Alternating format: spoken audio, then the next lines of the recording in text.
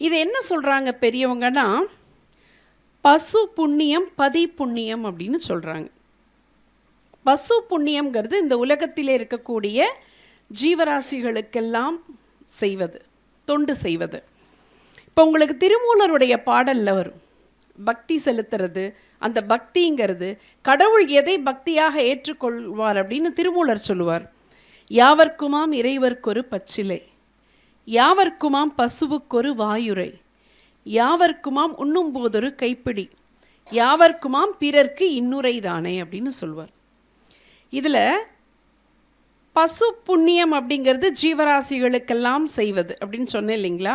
இந்த மொத்தம் 4 அடியில் இருக்கக்கூடிய பாடல், இதில் முதல் அடி மட்டும் பதி புண்ணியம். பதிங்கிறது தெய்வத்துக்கு செய்கிறது. நம்ம நேரடியாக தெய்வத்துக்கு தான் பக்தி செலுத்தணும்னு இல்லை, எல்லாருக்கும் செஞ்சால் மக்கள் சேவையே மகேசன் சேவைன்னு சொல்கிறாங்கல்ல, அதுதான் பசு புண்ணியம். யாவர்க்குமாம் இறைவர்க்கொரு பச்சிலைனா இறைவன்கிட்ட போய் நாம் சேர்க்கக்கூடிய பச்சிலை. யாவர்க்குமாம் பசுவுக்கொரு வாயுரைன்னா இறைவனை விட்டுட்டு மற்றவங்களுக்கெல்லாம் செய்யக்கூடிய சேவை. பசுவுக்கு நாம் கொடுக்கக்கூடிய ஏதேனும் ஒரு உணவு, ஒரு பழமோ ஏதோ ஒன்று அதுக்கு பிடித்தது. யாவர்க்குமாம் உண்ணும் போது ஒரு கைப்பிடினா, யாராவது பசி நேரத்தில் வரும்போது நம்ம உண்ணக்கூடிய உணவில் இருந்து ஒரு கைப்பிடி எடுத்து கொடுத்தோன்னா நம்மோடு இருக்கக்கூடிய மனிதர்களுக்கு செய்யக்கூடிய சேவை. அதுவும் பக்தியில் தான் செய்கிறோம்.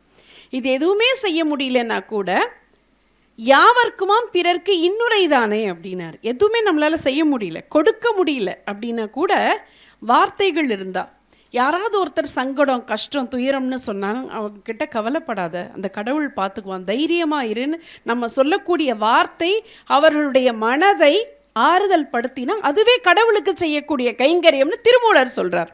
இதுதான் பசு புண்ணியம் பதி புண்ணியம்.